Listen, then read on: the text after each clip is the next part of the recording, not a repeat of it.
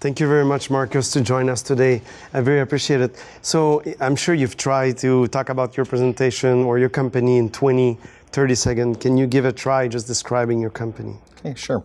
So 4D Technology Space Genius is a mobile robotic scanning platform that scans both sides of a store aisle in about an hour. It analyzes all of the images on those shelves to be able to read the barcodes, analyzes the products on the shelf depth, for example. And that's a data set that's never been available before at any price. So it would take you probably 50 people an entire day to do what we can do in an hour. And that data set allows you to now revolutionize how you look at data analytics, how you make the staff more efficient in terms of being able to give them real information on things to do within the store level, which hasn't been available before. It's a new revenue stream and a new insight in terms of how products are managed at a consumer products level. And then finally, it's also going to revolutionize how people look at online shopping for grocery retail, which is different than shopping for other things. So you're an accounting by background. Yeah. How did you end up in that space? Right. So it's a fair question. How does a middle-aged accountant end up running a tech company, right? Yeah. I came out with Dean Stark, the co-founder. I knew him through another company that he ran, and I came out of a manufacturing background where you had an entrepreneurial-minded, visionary CEO, but that was grounded by a CFO who understood the technology but made sure that we got delivered to deadlines, we understood the commercial application of things. So it's worked well in the sense that we've been able to get to build this company together with both the vision and had to overcome the challenges, but then also looking constantly to saying, are we delivering, can we do things better, and are we running efficiently? So it's been a challenging process, but it's been one that I've enjoyed.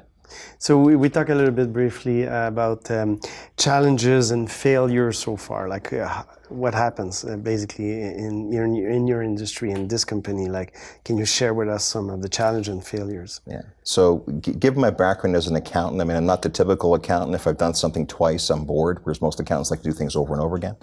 But the challenges or the things that we face that were sort of scary from my perspective is when you have industry leaders, people with PhDs telling you this cannot be done, it will never work, you're wasting your time. And you have a visionary that says, we're going to overcome this challenge because this is where we need to be. And you're constantly trying to push that envelope. That was a little bit scary from my perspective, but we overcame those challenges.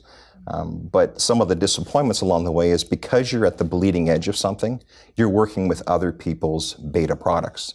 So we have probably wasted hundreds, if not more hours, or thousands probably, where somebody has given us products to test or to use in our applications, only to us to then figure out that product didn't work quite as you'd said it was going to work, or we get delivered products that don't meet the specifications that you've given us. So so we've learned a lot going along the way in terms of working with other high-tech companies.